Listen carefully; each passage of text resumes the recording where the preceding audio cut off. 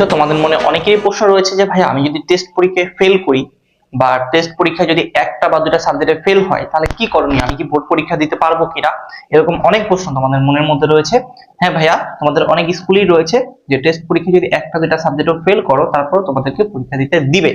But কথা হচ্ছে এখন যে তুমি পরীক্ষা দিতে যাবে সেটা আসলে তুমি কি নিয়ে যাবে, তুমি আসলে কতটুকু জানো, কতটুকু পারো, কি নিয়ে আসলে পরীক্ষা হলে যাবে সেটা হচ্ছে একটা ফ্যাক্ট দেখা। এখন যা হয়েছে আগে হয়ে গিয়েছে, টেস্ট পরীক্ষায় যা হয়েছে হয়েছে, এখন সেটা বোর্ড পরীক্ষা আবার করা যাবে না। তো এই জন্য কি করতে হবে, টেস্ট পরীক্ষার মধ্যে যে যে সাবজেক্ট গুলোতে তোমার খুবই খারাপ হয়েছে রেজাল্ট এবং আশানুরূপ ফলাফল আসে নাই, সেই সাবজেক্ট গুলো তোমার ভালো করে পড়তে হবে এবং ওই জায়গা থেকে তোমার একটা স্ট্রং পজিশন দাঁড় করাতে হবে যাতে করে বোর্ড পরীক্ষায় এই ভয়াবহতা না তৈরি হয়।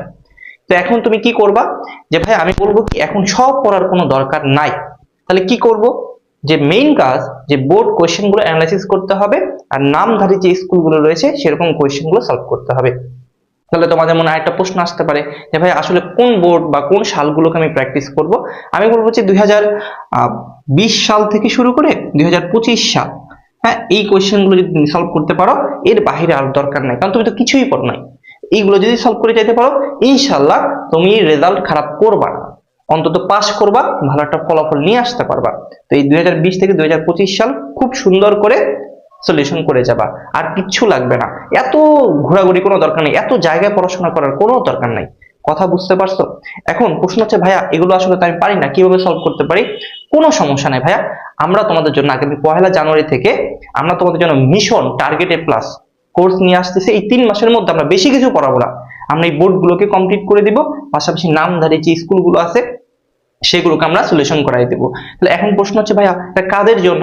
সায়েন্স, আর্টস, কমার্স সবাই, কিন্তু কমার্স এবং আর্টস এর জন্য 5টা সাবজেক্ট, বাংলা, ইংরেজি, অঙ্ক, বিজ্ঞান এবং বাংলা প্রথম, বাংলা দ্বিতীয়, ইংরেজি প্রথম, ইংরেজি দ্বিতীয়, এইগুলো পাবা। আর সায়েন্সের জন্য অল সাবজেক্ট, সায়েন্সের গ্রুপ সাবজেক্ট প্লাস হচ্ছে গিয়ে যে বাংলা, ইংরেজি, অঙ্ক, তারপর হচ্ছে গিয়ে যে সাধারণ যে সাবজেক্টগুলো আছে সেগুলো সব পাবে। তো কথা বুঝতে পারছো আশা করি।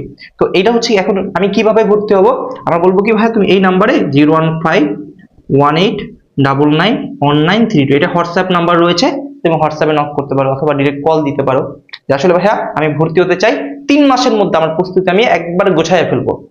কিভাবে করব, এখন জাস্ট তুমি 1 জানুয়ারি থেকে ক্লাস করলেই বুঝতে পারবা। আর এখন আমাদের 14 দিনের ফ্রি ক্লাস চলতেছে, এই 14 দিনের ফ্রি ক্লাসে 14টা চ্যাপ্টার শেষ করানো হচ্ছে। বুঝতে পারছো? যারা এখন এটা জয়েন করো নাই, প্রথম কমেন্টে লিংক দেওয়া আছে, অবশ্যই সেখানে জয়েন করে ফেলো এবং তোমাদের সকল কথাবার্তা আমরা শুনতে প্রস্তুত। তো এখন থেকেই শুরু করে দাও, কেমন? ধন্যবাদ।